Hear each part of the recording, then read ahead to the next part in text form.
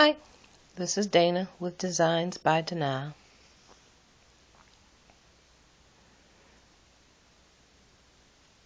And I want to show you how to get started with your infinity wrap. And on this tape, I have done 180 chains. And this is the right side, the flat side, and this is the wrong side. I call that the bumpy side. So this is the right side and the wrong side.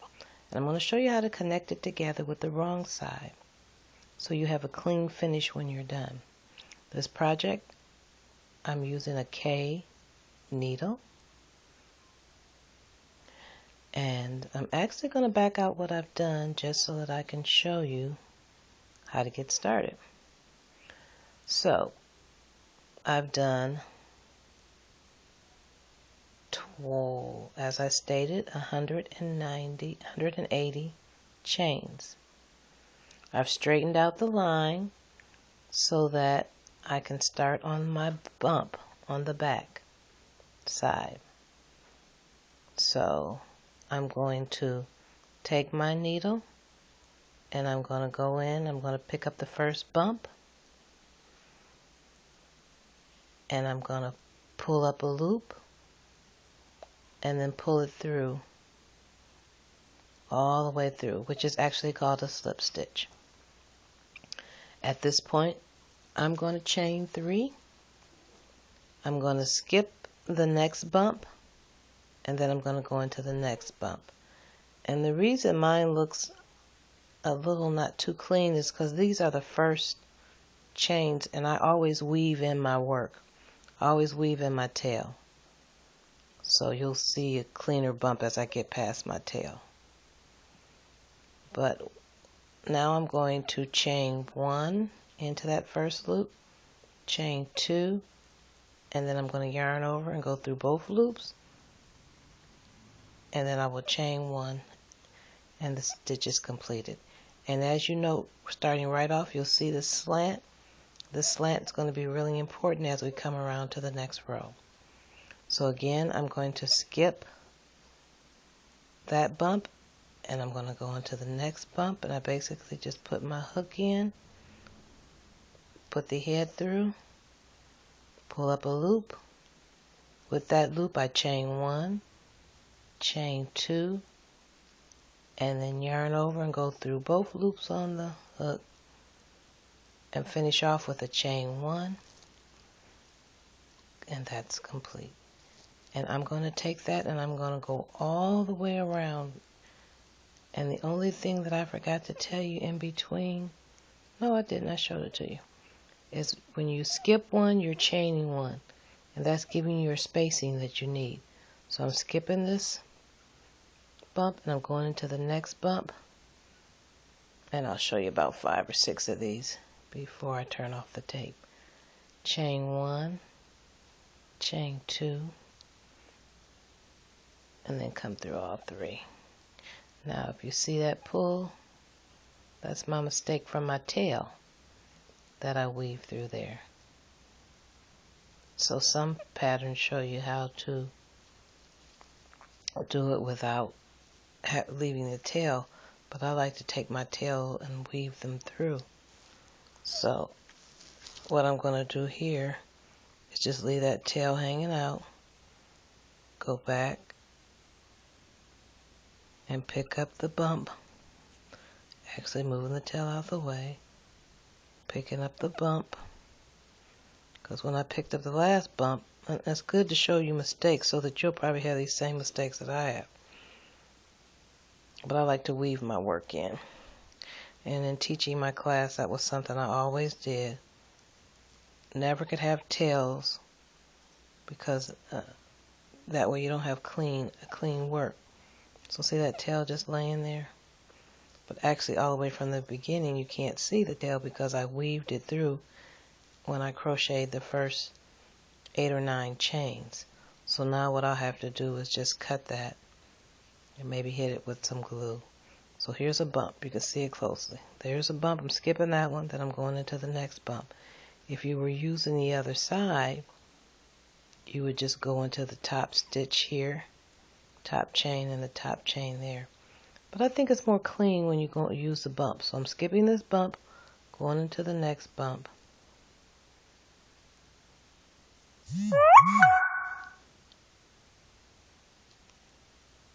Pulling up a loop, chaining 1, chaining 2, chaining 3, bringing it all the way through, and then chain 1.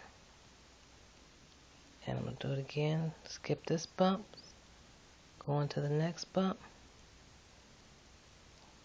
pull up a loop, chain 1, chain 2, yarn over, go through both loops, finish off with a chain 1. Always finish off with a chain 1 so that you remember to put the chain 1 in between. Skip this bump, go into the next bump. I want you to do that all the way around. And on the next video again, I will show you where to go with row 2. And then it'll just keep going until you decide to stop. You can do 10 rows, you can do 20 rows. And on this particular one, I'm going to do 20 rows. This one's for my mother. The second video that you see for this tape will be a beautiful turquoise color. And that one was done for my daughter-in-law's Christmas present this year. So I started right in the middle of this tutorial for this infinity scarf. And that's why you see different colors. Each time I try to teach you something else. So again, skip that bump, go into the next bump, and the next video I'll show you what to do with row 2. Alright, there you go. Thanks for watching. Again, this is Dana with Designs by Dana.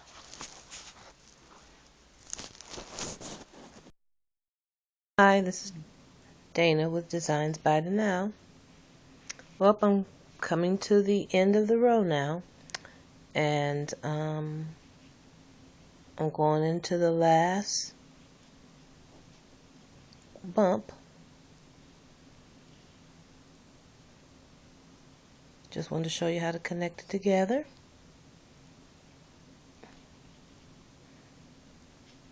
Pull up a loop, chain 1, chain 2, go through both, and then here's that beginning first chain 3 that I did. It's kind of slanted to the side. And here's that special slant I was telling you that was important. See that little slant right there by itself? I'm going to take my hook and I'm going to go in front of it. I'm going to pull up a loop. I'm going to chain 1, chain 2, and chain 3. Going to tighten it. Then,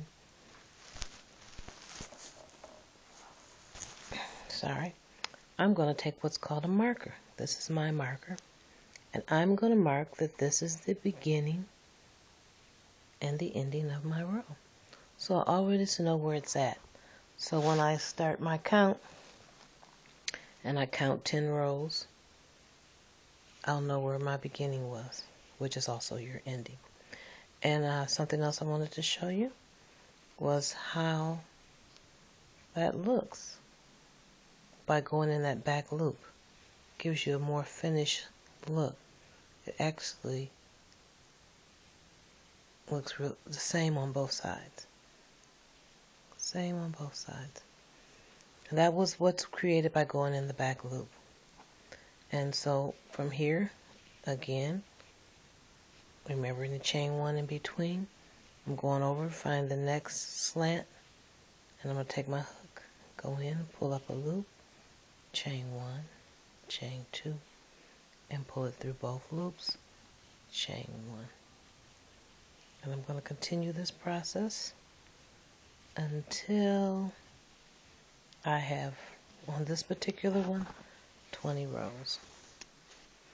And when I get to the end of on the last video, I'll be closing it off and showing you the completed project. This right here is just that tail that was weaved in from way back over here. I always try to weave in about 7 inches. Then I put a little bit of glue in there, fabric glue, and then cut it.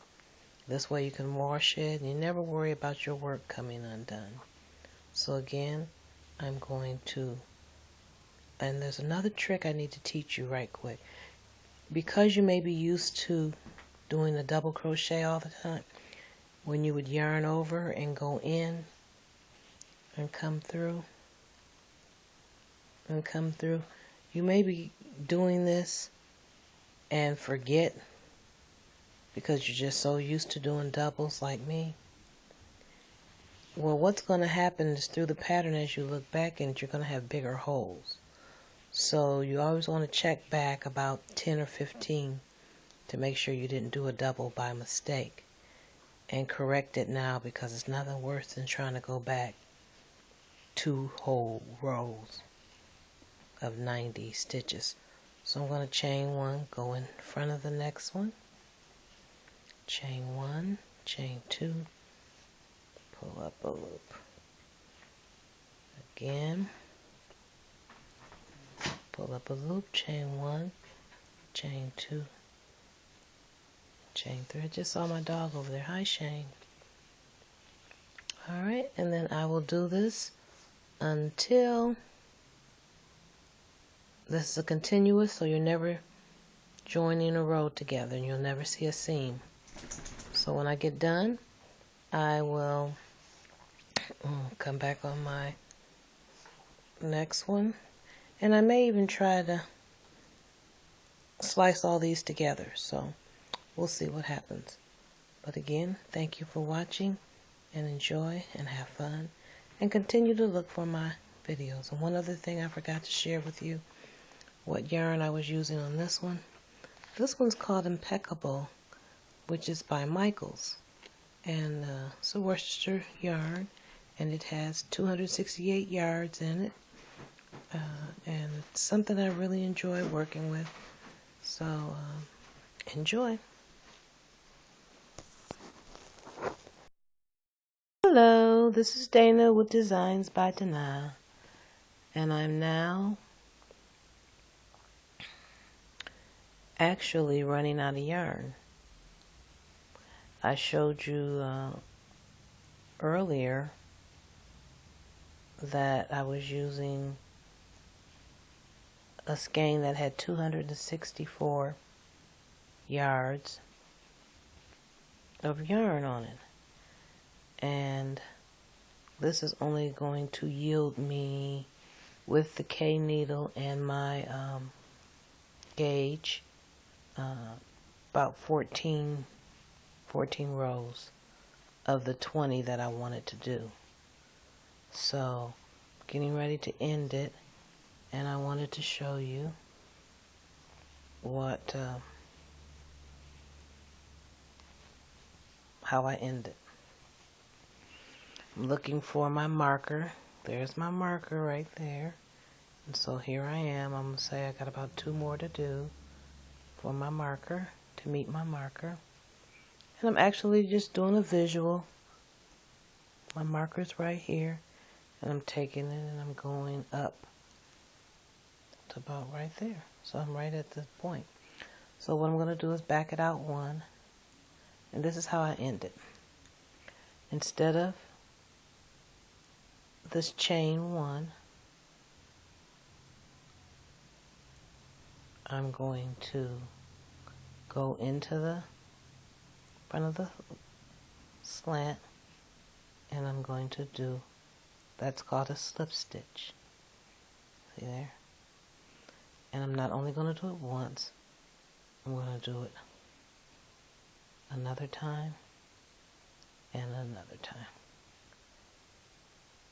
And then I would cut about 4 or 5 inches, and then I would weave it in. And I actually want to show you how much I have left for my 13 rows off of that 264 yard. That's all I have left. And this yielded me, which is a nice size. I mean, this is 13, 14 rows. And how you count the rows: 1, 2, 3, 4, 5, 6, 7, 8, 9, 10, 11, 12, 13, 14, 15. So I got 16 rows out of that. And I wanted to do 20. So let's see how this one looks. I'll put it on my head and then I'll turn the camera around and show you what it looks like. You put it on and you twist it and then put it back over your head.